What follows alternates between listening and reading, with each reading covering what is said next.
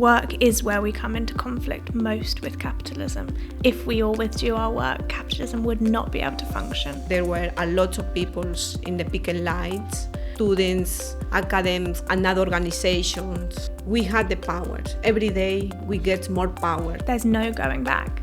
You know, you are forever changed by having that huge collective experience where you confront your boss and feeling that level of power.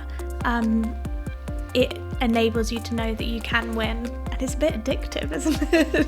Hi, I'm Ben Smoke and welcome to Troublemaking, a new series from Verso based on the book Troublemaking, where we look at the inside stories of the trade union struggle, talk about how you can get involved, how you can organise in your workplaces, and most importantly, how you can win. Today, I am joined by Maritza, who's the Vice President of the IWGB, and Lydia, who wrote the book. Maritza, I kind of wanted to hear more about your journey to, into union organising, into the IWGB, how you first started kind of being involved with trade unions, etc. I joined this union because I had in my job that I was working, I had a lot of problems that I suffered, like harassment, bullying, exploitation, overwork.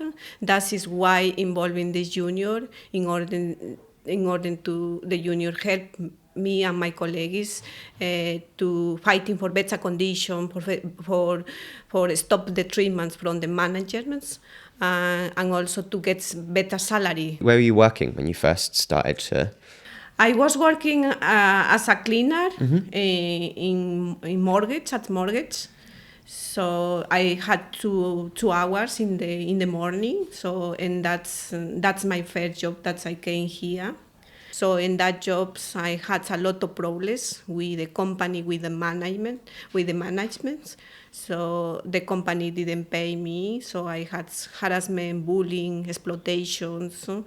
That is why I left this job, and then I got another job at the University of London. Mm-hmm. So in that university, I got the same problem like my first job. That is why I was looking for any trade unions that can help me and my colleagues. And so would you say the problems that you had in terms of the bullying and the harassment and the exploitation, they were fairly widespread across the sector and across the different jobs and different institutions that you went to? And what trade union was it that you first found, and how did you get involved with them when you were working for the university? I joined the first a big union. That union didn't help for me and my colleagues that the problems that we had. So, and also me and my colleagues didn't speak that side English. So that is very challenging in order to go to the union. And the union that we joined, that union is nobody speaking Spanish. That's how it can help us in the problems. So that union didn't help for any problems. Mm-hmm. So we say that in that union, can you help for this? My salary, the company didn't pay for 1 month, for my colleagues 2 months, and we had a lot of harassment and bullying. That junior, the person say, okay, that's fine, don't worry, I am going to help you. It doesn't happen. Mm-hmm. So we're waiting a lot for that junior to help us, didn't help. So that is why looking for another junior in order to help for us, that problem that we had. When I joined that junior, that junior who's called IWGB, that junior is helped a lot to us. And my colleague is very happy to join the junior because the junior is speaking English and Spanish. My colleagues didn't speaking English in that side. In terms of going on strike, I wanted to ask what that felt like to go out on strike, and how, and sort of what happened after that. When we had a meeting with my colleagues to tell how is to take actions on how is to improve our conditions. We decide to take actions and to decide to relaunch the campaign, Three Cosas campaign. So me and my colleagues are so happy in that side because we are going to fighting for better conditions in our workplace. So we relaunched the campaign. This who's called Three Cosas campaigns, meaning sick pay, holidays, and pensions. We decide, my colleagues, to go to the strike, to the protests, and picket lines. So all that is every day that we organize in that campaign is going to. We had more powers and more uniting, and another workers is joining every hours campaign every day because we show us that we are uniting, we are powerful in order to fight for better conditions. So we made in that campaigns, demo, strikes, meeting, videos with my colleagues, and also the students help for us for fighting for this campaigns. So we decided to make 3 days of strikes or 2 days of strikes. The first strike that we had here in the UK was really powerful, really uniting. All my colleagues so happy because we never had a strike here. We was very scared the first to do a strike here because the first is not our country, and then we don't speak in English, and other thing is we don't know the rights here. So that is very scary, and then another thing is very powerful because we fighting for our conditions, we fighting for better conditions at the workplace. So we fighting for the say equality. The work that's the worker who worked daily for the university that they had. So that is make more powerful, more uniting us. So and the second day that we made the strikes, we won that campaign for better conditions, sick pay, more holidays, and better salary. And we were so happy in that side, my colleagues. So that is mean that when we organizing and fighting, we won. We won the better conditions. So that is the first steps that gave us power first. I think what I really like about this, and Lydia, I kind of wanted to bring you in. It's like this is one of the first case studies that you read in the book, and to me, it sort of like hits off so many different points about what organising can be, but also what organising shouldn't be, in the sense of like you look at the kind of differences between what happened with the original union and the like lack of ambition, the lack of ability to access those spaces, and then what happened with IWGB. I wondered if you could talk a little bit about when you've been kind of coming together to write this book and reading through different things, because there are case studies from across the world, how important the stuff that Maritza's talking about is to the success of these campaigns that we're seeing sort of like sprouting up all over the place. Absolutely. And I think, Maritza, you've been quite humble as well. Maritza's campaign and the other workers at Senate House was truly groundbreaking, and actually set off a chain reaction across the UK, often in London as well, of cleaners and outsourced workers in universities who started standing up and asking to be brought in-house, demanding to be brought in-house, and winning other huge improvements in pay and conditions. We had LSE not soon after, we had Goldsmiths, we had SOAS, who fought a 10-year campaign for the same demands, and so many more that I can't even remember now. So Maritza's story and the rest of the people at the Senate House is so powerful because for so long we've been told that some workers are too precarious to organise, the pay is too low, you'll never get people out on strike who work in low-paid sectors. And I remember myself when I was organising with cleaners at LSE, I spoke to someone from an established union whose job it was to organise those workers, and he told me, don't even bother. It's never going to happen. And just a year later, we had one of the biggest strikes in the higher education sector of cleaners.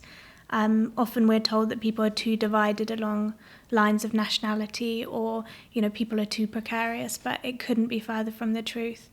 And what we really wanted to get through in the book was that there are no barriers to organising, that even if you are a low-paid worker in a precarious sector, it doesn't mean that you can't organise.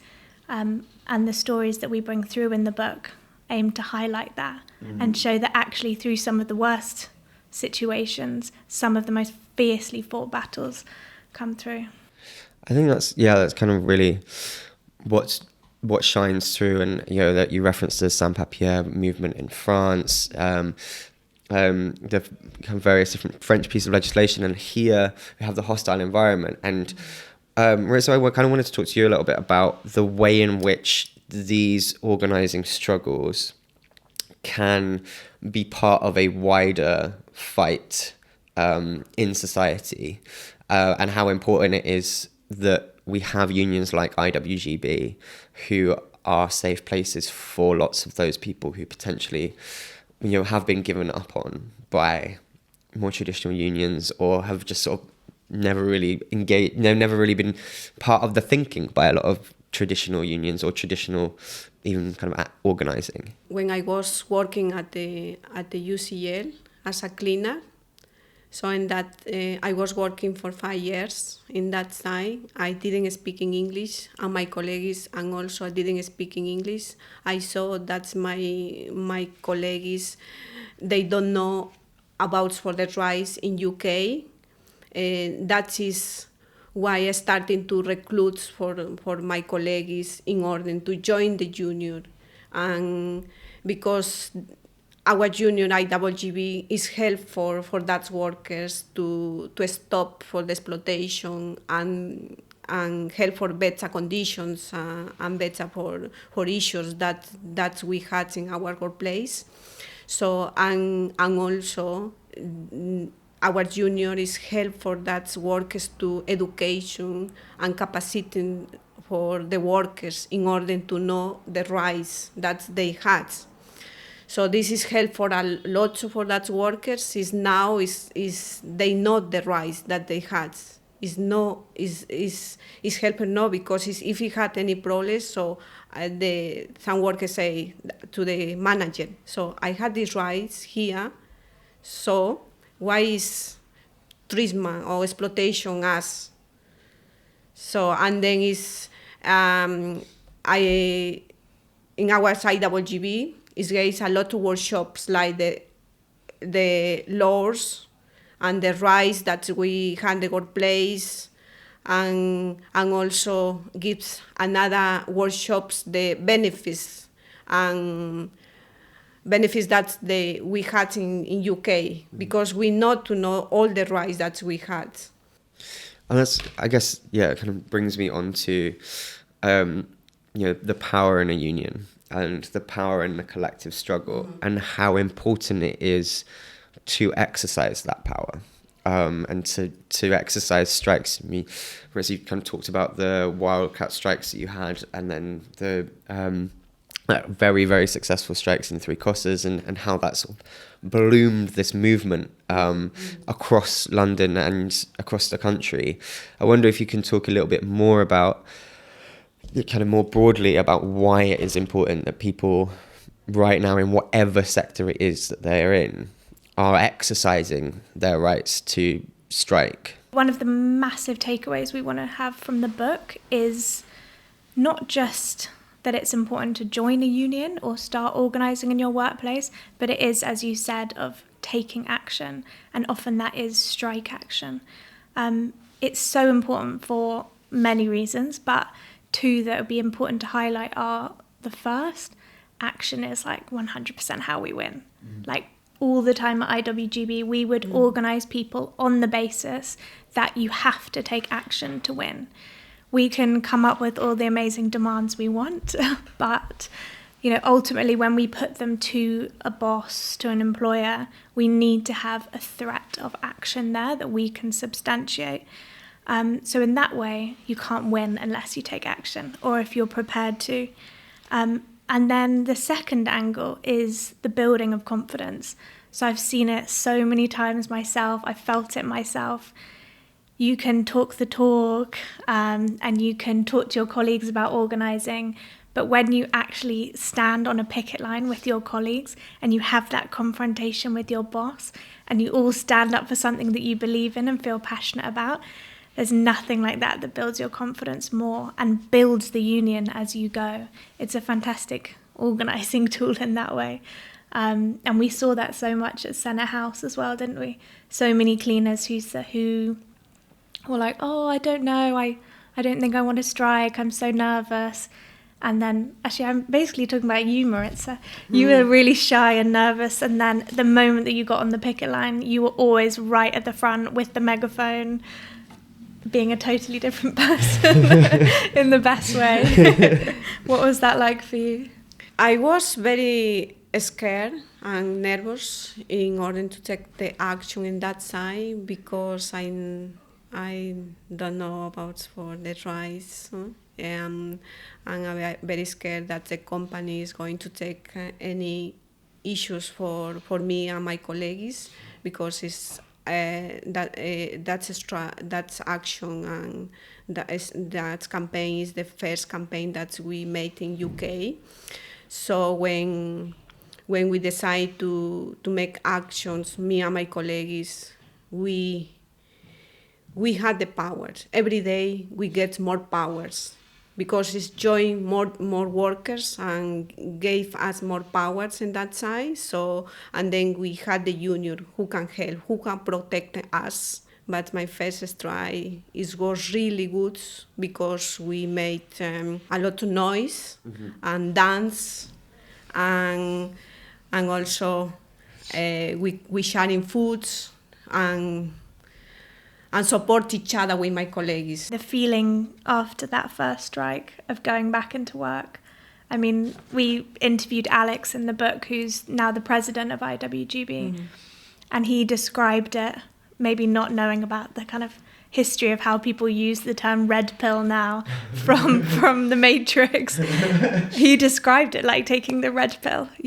After his first day of strike action, he was like, there's no going back.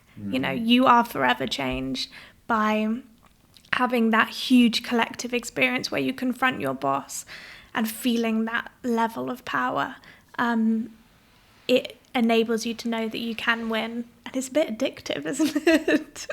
You guys went on strike with academics and other parts of the university kind of infrastructure. I want to talk about how important it is to stand in solidarity with each other, but also be able to sort of infect people with that radicalism.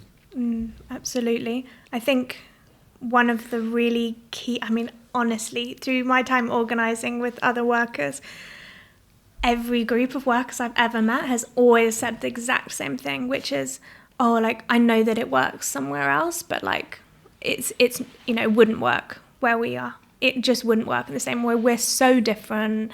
It's just not going to work. We've got all these things. Isn't that so true? Everyone says that. And actually, the fundamental antagonistic relationship is the same. However much employers want to obscure it and pretend, we're all a family, or, people are too precarious, or they're not precarious enough, that fundamental relationship between our boss and an employee is the same antagonistic relationship. And work is where we come into conflict most with capitalism. And that is why it's so important as a site of struggle. Because when we withdraw our work, if we all withdrew our work, capitalism would not be able to function. So that's why it's always important to come back to that relationship. But in terms of higher paid employees, like at Senate House, it's so easy to turn around and say, my work is fine. And lots of people you speak to would say, yeah, my work's fine, maybe it's a bit boring, maybe I could be paid a tiny bit more, or, they have no issues directly for themselves as an individual at work. But what I would always say to those people is like, have a look around at work. Could you say the same for every single employee? And I'm not talking about people just in your team or, you know, even on the floor that you work at. Have you like spoken to the cleaners? Are they happy at work? And often people will not have done that and will have just assumed because them as an individual is totally fine that there is no need for a union. But one of the core fundamental principles of building a union is solidarity. And it's looking around and saying, right, who could benefit from me joining up with them to double our power? And that's what the academics did so powerfully at Senate House. Yeah. It was academics, it was, you know, admin staff all joining together with cleaners, AV staff, security guards, and all building this collective power that was bigger than the sum of its parts. And that's, I think, eventually what won the campaign, because there was so much power through everyone joining together. There were a lot of people who came to help us, to support us, students, academics, and other organizations that we thought, oh, amazing. There were a lot of people in the picket lines who support us. We decided to relaunch the campaign in-house. That meaning is we need to have the safe condition, the safe treatment that the workers who worked daily for the university, they had. The outsourced workers, cleaner and security, we don't have these safe conditions.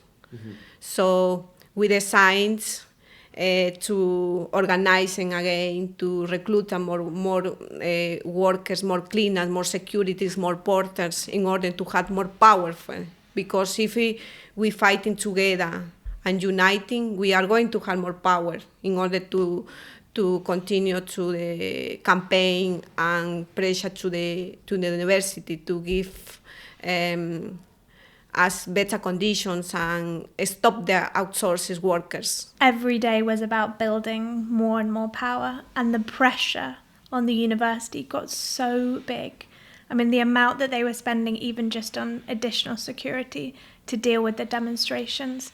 We really, as a mentor of both mine and Maritza's, our old General Secretary, Jason, he very clearly laid out the formula. He said, we need to make this more expensive for the university and not making the change we want, bringing the cleaners in-house, than it would be to actually bring the cleaners in-house. So we set about on a long campaign of encouraging boycotts, strike action, huge demonstrations, and eventually we tipped that formula in our balance, and it became so costly for the university not to give in to our demands. It was actually easier for them to in the end. Despite, I mean, there were quite a few characters at the university who I think would have held out no matter what the cost. But that's on just making enemies over 10 years. I wanted to ask, I guess, on that basis, because it was so inspiring sort of seeing it all play out from the outside. And, you know, we've sort of spoken about how this was almost the first kind of flower to blossom. The building to these huge public moments, like the stuff that people don't see. And Maritza, you kind of spoke a bit about it, you know, the meetings every single day and the drawing people in. I wondered if you can talk about the process of that and like how you found doing that, and how you found the strength to kind of carry on through that, particularly before you'd even been on strike, because obviously you have to kind of get to a certain point before you can even get the confidence that you get from striking. How did you kind of push through? I became the activist and the leader in the union, and then I decided to continue to organizing another workers, another workplace in order to help to get a better condition, to organize more campaigns. So I decided to organize in another workplace or create more, building the powers in the workplace in order to have more powers in the workplace. So we decide to recruit more members. We had in the first, and when we starting in that organizing that University of London, we had just 10 members. and then to every day to visit to the workers. In order to recruit more, we decided you need to join the union, because if you have any problems at the workplace, you need to be the union, because the union is going to help for you, and also is going to help for get a better conditions or to do more campaigns. So in that is, I have been organizing more workers at another university like UCL and London School of Hygiene Tropical Medicine to recruit more workers and more universities in order to organize more campaigns, because it's very important the workers to be in the union, because they don't speak in English, they don't know the rights. That is why the workers we need to be in the union. I think behind every campaign and every headline you see, I think people often see our social media posts as part of IWGB and think that it's these magical, spontaneous moments where people erupt onto the picket line. But actually behind there is months, if not years, of work of mapping the workplace and then speaking to each worker individually, having those arguments of persuading people to join the union, persuading people that they need to get engaged. And through each one of those conversations and arguments, you start building the union with more and more power. And that's a good lesson for anyone who is just starting out building a union in their workplace, because it just starts with a simple conversation, identifying people who you think might be engaged in a union or might want to join, and then starting those conversations with them. And those are the building blocks of forming a union branch. Lots of people watching this will hopefully be members of a union. Join a union. Join one right now if you're not. tuc.org. They've got a list.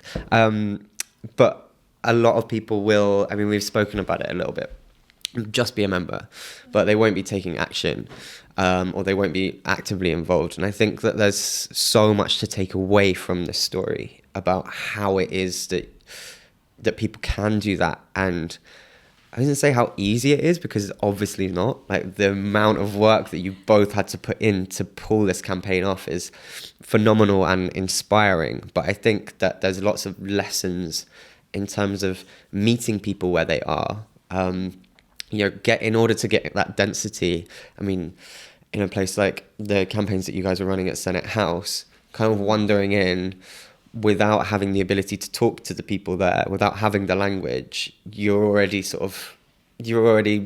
lost, haven't you? Because you can't walk in and try and convince someone to join a union if they can't understand what you're saying. And I think that kind of goes across all workplaces and all types of organising. Meeting people where they are and bringing them along with you is so important. And I think that's a lot of that is what I've drawn from the book. If there were some things that you wanted to convey to people watching this who maybe are in a situation where they're desperate to start organising but just don't know how to begin, or are kind of chill and kind of fine, but have seen this and kind of listened to both of your stories and thought, maybe I actually should do something. And what is it that you want to say to those people? I'm hoping the people watching this will be people who are engaged with left-wing politics on some level, feel progressive ideas and want to see a socialist future. And my message to them, or like the takeaway from this, I can hope, is that organising in your workplace, starting to talk to your colleagues, can be the first step on the route to getting there. I think a lot of us have been left feeling very down, very despondent after the absolute crushing of Corbynism, Bernie losing in the US, and feeling like this mass transformative change just isn't possible. But actually what we've both found and what we see in all the workplaces right now having strikes is that beginning of mass transformative change. You know, if we want to build that movement, we should start in our own workplaces, recruit our colleagues, build power. And when we build that power And if we were all to build that power in our own workplaces, there really is no limit to what we can demand. And that's what we're trying to tell people in the book. Okay, so firstly, I just want to say thank you to both of you for being with us today, for talking through that like inspiring actions that you've both been part of, and the way that you shaped, I think, contemporary struggle, particularly in London and across the country, has been seismic. And I think it's really important that it's now being documented in this book, Troublemaking. And also that we have the opportunity to sit here and talk through some of the minutiae of it, and to hopefully people that are listening and watching find it inspiring and get out and join a union.